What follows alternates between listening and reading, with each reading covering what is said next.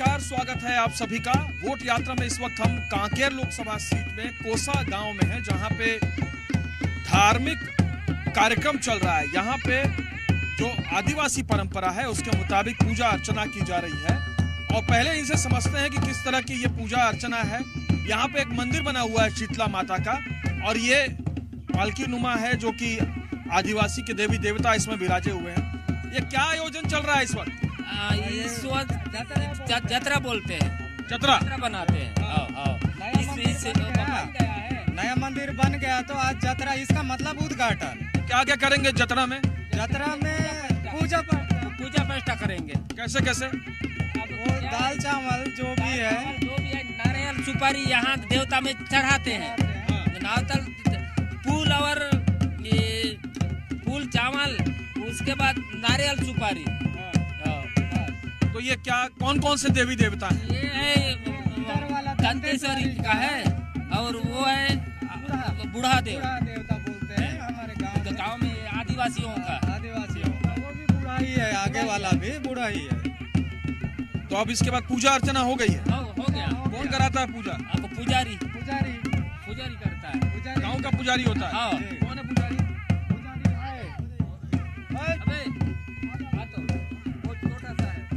अच्छा, यही पूजा है। कैसे पूजा कराते हैं? आपका नाम क्या है? शानू नेताम जी। तो आप पूजा कब से करा रहे हो? छोटे समय से। अच्छा, पुजारी आप लोग का बहुत कम उम्र का है? कैसे? नहीं, वो कम उम्र का ना, उसका वो दादाजी का करता था पुजारी। उसके बाद वो गुजर परंपरागत रही। हाँ, वो गुजर गए तो उनके बाद इनको इसको करा दिया। गांव वाले के हिसाब से भी है, देवी दुर्गा के पहले से उनका पूर्वा से करते आते थे। ठीक है। अच्छा, चुनाव हो रहा है, पहुंच रहे हैं सब प्रचार करने? नहीं तो अब अभी तो नहीं आए हैं कोई चुनाव वाले, प्रचार वाले तो नहीं आए हैं अभी। क्या बोल रहे हैं? तो इसी तो बात है। हाँ। तो आप जैसा करेगा ना, वो तो आपके लिए हम भी करते हूँ। माता के मौली को सबको करती हूँ हम गांव के। अच्छा, ये शहनाई बजा रहे हैं। शहनाई आप परंपरागत तरीके से बजा रहे हैं, बाप दादा के जमाने वो से? तो ठीक है ना, बाप दादा पीढ़ी पुस्तक हमारा होगी, बजाते बजाते मामा। तो ये देखिए कि वो एक शहनाई है हाँ। और दूसरा नगाड़ा है, दोनों बजाए जा रहे हैं। यहाँ पे देवी देवताओं को स्थापित किया गया है। मंदिर है जिस मौके पर जतरा का आयोजन किया जा रहा है। पूरे गांव के लोग यहाँ पहुंचे हुए हैं, और सारे के सारे अभी यहाँ पे सामूहिक रूप से भंडारा भी हो रहा है। क्या क्या बन रहा है भंडारे में? भंडारे में वो दाल बन रहा है, चावल बनता है, उसके बाद पनीर वगैरह बन रहा है। अच्छा, तो पनीर वगैरह सब बन रहा है। ठीक है, तो आप लोग सब गांव वाले इकट्ठा होकर के खाना खाएंगे, और फिर उसके बाद ये पूजा संपन्न होगी। चलिए अब बातचीत करते हैं, क्योंकि लोकसभा का चुनाव है। लोकसभा के चुनाव में क्या क्या मुद्दा है इस बार? क्या क्या मुद्दा? अब किसान का तो हर कोई अभी खेती किसानी का तो मुद्दा रहता है। किसान को, हमको क्या है, अब जो भी है, अब शासन से जो भी देगा तो हमको अब क्या है, एक शासन पीएम किसान दे रहा है एक, वो भी किसान के फायदा चीज है। उसके बाद क्या है, किसान को जो भी है ना, अब किसान को ना जो लोन वगैरह सब देंगे तभी तो है। और क्या है, किसान को शासन जो भी बोलता है आके, लेकिन अब तो उसको तो पूर्ण करती जा रहा है। बाबा आप बताइए, आप जब वोट डालते हैं तो क्या देखते हैं? क्या देखता हूँ? उसने कहीं नहीं देगा। वोट छापा दे के देते हैं। छापा देख के डालते हैं? कौन छापा हम देते हैं? वही छापा नहीं दे देते हैं। तो छाप एक ही छाप को देते हैं कि बदल देते हैं चुनाव में? बदल के देते हैं क्या? हाँ, एक बार में नहीं देता। फेंके छाप में कहाँ दो, कोई छाप में, एक छाप में देने से। अच्छा, आप देते हैं तो फिर कैसे देते हैं? देते हैं क्या, वो बोलेंगे तब उसको जिसको बोलते हैं उसको दे देते हैं। आप? मैं हाथ छाप में देता हूँ बाबू। अच्छा, चलिए आप तय कर रही हैं पहले। आ जाओ। आप लोग क्या सोचते हैं? मतलब कुछ बातचीत करते हैं? जो चुनाव लड़ता है उसको बुला करके पूछते हैं कि भैया ये गांव की समस्या, इसको दूर करो? और आ रहे हैं वो जो खड़े हैं, वो लोग गांव में प्रचार के लिए आते हैं। हाँ। उसके बाद किसका जोर दिख रहा है? अभी तो किसी का जोर नहीं दिखा है इधर। हाँ। अभी कोई नहीं आए हैं इधर। कोई नहीं आया है। चलिए कुछ और लोगों से बातचीत करते हैं। अब देखिए कि बड़ा दिलचस्प है कि ये जो पेड़ है, पीपल का पेड़ है, उसके नीचे पूजा हो रही है। यहाँ पे पूजा हो रही है तो आम के पेड़ के नीचे फिर वो, यानी कि पेड़ जो है आदिवासी संस्कृति का सबसे महत्वपूर्ण हिस्सा होता है, जिनकी जिंदगी पूरी तरह से पेड़ों पर निर्भर होती है। आप लोग बताइए कि क्या चल रहा है माहौल चुनाव का? माहौल चुनाव का हाँ, चलता ही तो है। किसका जोर लग रहा है? वीरेश ठाकुर का कि नाग जी का? मोदी का चल रहा है। चलिए, तो यहाँ तक मोदी है। मोदी है। क्या क्रेज है कि गांव-गांव में प्रधानमंत्री नरेंद्र मोदी को सब पहचानते हैं और मालूम है कि वोट उनको देना है। तो भारतीय जनता पार्टी का जो सिंबल है, कांग्रेस का जो सिंबल है, पहले चुनाव में वो सिंबल हुआ करता था, लेकिन अब उस जगह पर प्रधानमंत्री नरेंद्र मोदी का नाम, उनकी पहचान वहाँ पे आ रहा है। वोट ला कैसे दिया? वोट ला कैसे दिया? देथन काय फूल चापला। अच्छा, पहले ले देता? पहले ले फूल छापला देता। चला एक जन तो बताइन। और तुमन? हम सब ला देते हैं, फूल छाप ला देते हैं। फूल छाप में आप बताइए क्या सोचती हैं? फूल छाप क्यों पहले से देती रही है? खाए नहीं यार, पहले खाए चाप नहीं बोलते हैं जानी। चाप नहीं देते, वोटे देते हैं काय नहीं दे क्या? तुम ही बताओ काय, तब तो काय नहीं दे। नहीं, मैं पूछ रहा हूँ क्यों देते हैं। मैं ऐसे नहीं बोल रहा हूँ कि क्यों नहीं देते हैं, अच्छी बात है। तो मोदी जी को जानती हैं आप?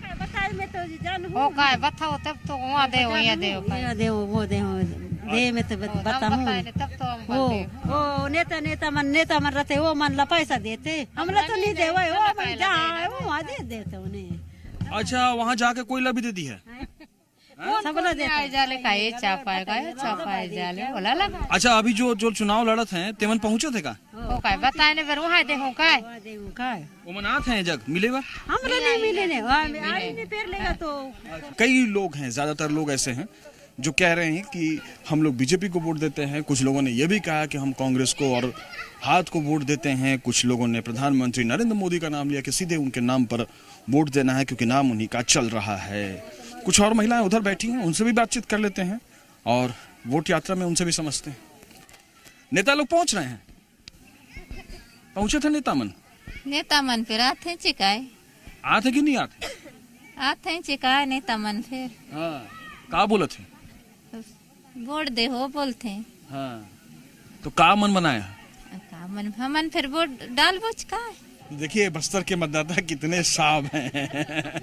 कोई गोंडी में बात करता है जिसको नहीं बात करनी होती है, कोई कुछ नौजवान है उनके पास चलते हैं क्योंकि महिलाओं से बातचीत करना बहुत मुश्किल है।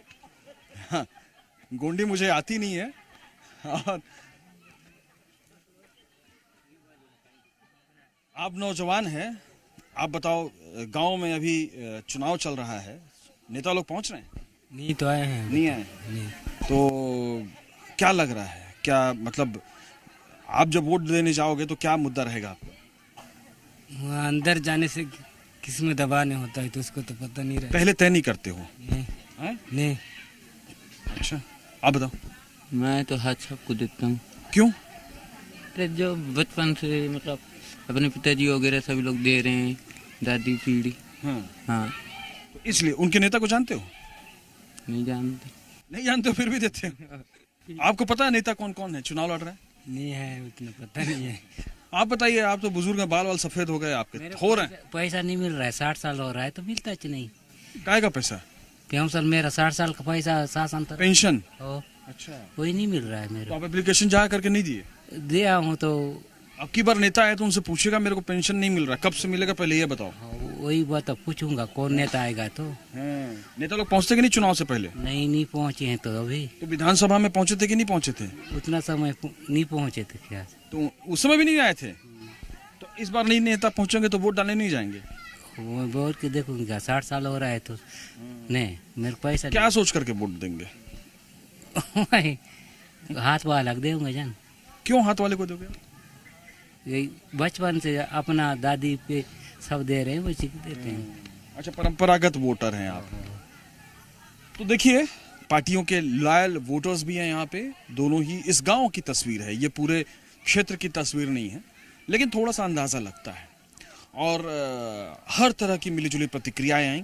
अब बातचीत करेंगे जो कैंडिडेट खड़े हैं उनसे या उनके प्रतिनिधियों से, उनकी पार्टी के लोगों से, और जानने की कोशिश करेंगे कि इस चुनाव में कांकेर लोकसभा सीट को लेकर के कांकेर की जनता के लिए उनका क्या मुद्दा है।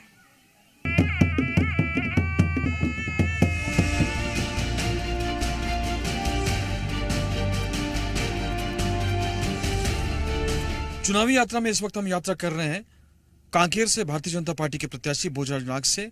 ये चुनाव में मैदान में हैं और इससे पहले विधायक भी रह चुके हैं।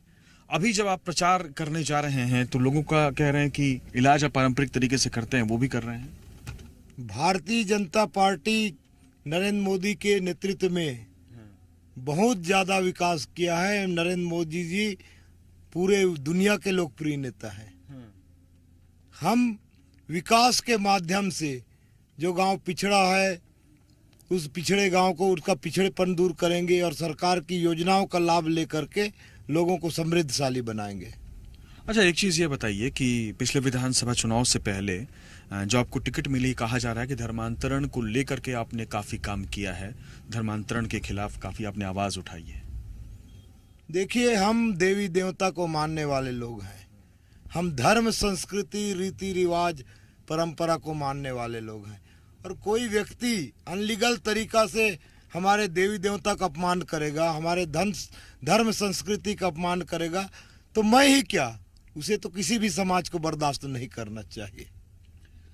क्या इस वक्त आपको माहौल लग रहा है कांकेर में? आप लगातार प्रचार कर रहे हैं, सुबह से लेकर रात तक घूम रहे हैं। बहुत बढ़िया माहौल है। पूरा देश और दुनिया में मोदीमय है। कांकेर में पिछली बार जो कांग्रेस के प्रत्याशी हैं वीरेश ठाकुर को ही दोबारा मैदान में उतारा है और पिछली बार कम मार्जिन से चुनाव हारे थे।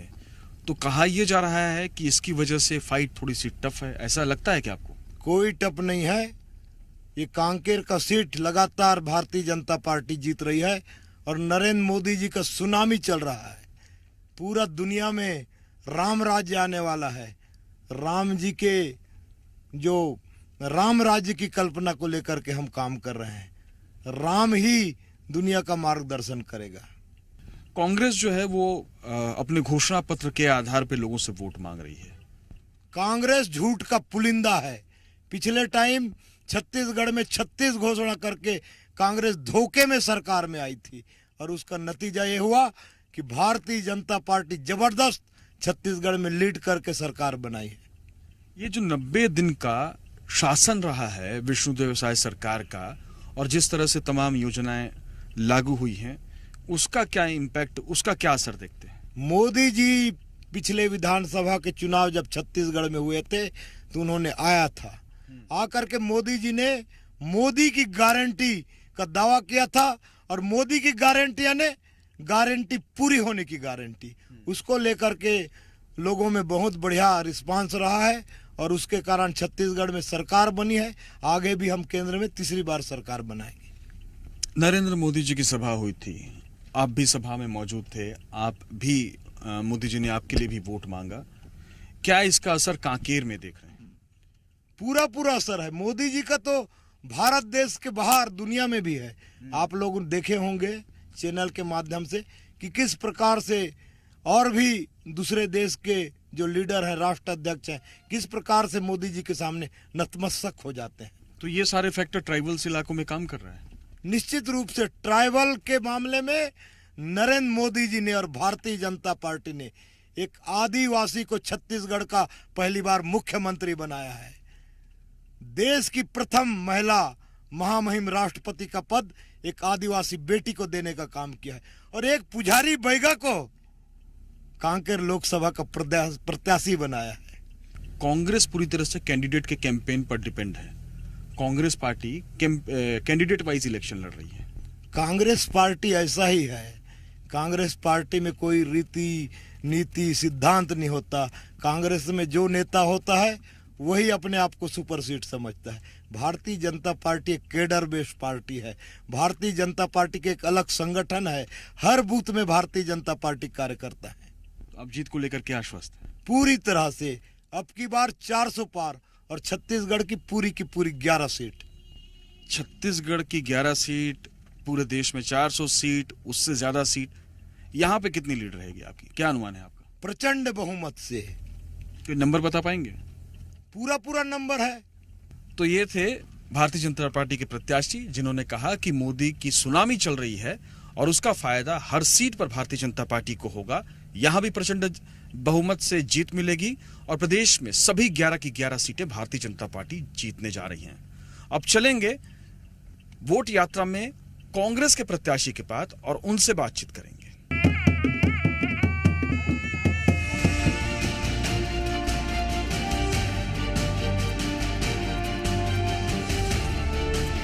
वोट यात्रा में इस वक्त हम कांकेर से कांग्रेस के प्रत्याशी वीरेश ठाकुर के साथ मौजूद हैं। वीरेश ठाकुर प्रचार करके लौटे हैं और कांकेर की वो सीट है जो कांग्रेस अपने कैलकुलेशन में पॉजिटिव सीट मान रही है। लेकिन इसका आधार क्या है, इसकी वजह क्या है, इस पर बातचीत करेंगे और तमाम मसलों पर बातचीत करेंगे। और जिस तरह से दावा बीजेपी के प्रत्याशी ने किया है उस पर वीरेश ठाकुर का क्या कहना है। सबसे पहले तो वीरेश जी आप ये बताइए कि कांग्रेस के लिहाज से इसको एक पोटेंशियल सीट माना जा रहा है, जिन सीटों पर कांग्रेस ये मान रही है कि फाइट है, क्या वजह है इसकी? मैं तो ये कहूँगा कि ये सीट यहाँ की कांकेर लोकसभा की पूरी कार्यकर्ता और पूरी आम जनता इस समय ये मान के चल रही है कि हम 1995 से अब तक हमने लूज किया है, लेकिन इस बार इस सीट को हम हाल में जीतेंगे। जीतने के पीछे मैं आपको बताना चाहूँगा कि मैं स्वयं 2019 में चुनाव लड़ चुका था। जब मैं 6,500 के आसपास पीछे था। उसके बाद छत्तीसगढ़ में हमारी सरकार बनी और मुझे सौभाग्य से प्रदेश संगठन के उपाध्यक्ष बनने का मौका मिला। जब मैं प्रदेश संगठन का उपाध्यक्ष बना तो मैं कांकेर लोकसभा क्षेत्र की बालोद जिला का मैं संगठन प्रभारी बना। तो मैं संगठन प्रभारी बनने के बाद मैं बालोद जिला में अपने संगठन को इतना मजबूती प्रदान किया जिसका परिणाम 2023 के विधानसभा के आम चुनाव में हम 3 सीट जीते। उसके बाद मुझे धमतेरी जिला का प्रभार बनाया जिसमें कांकेर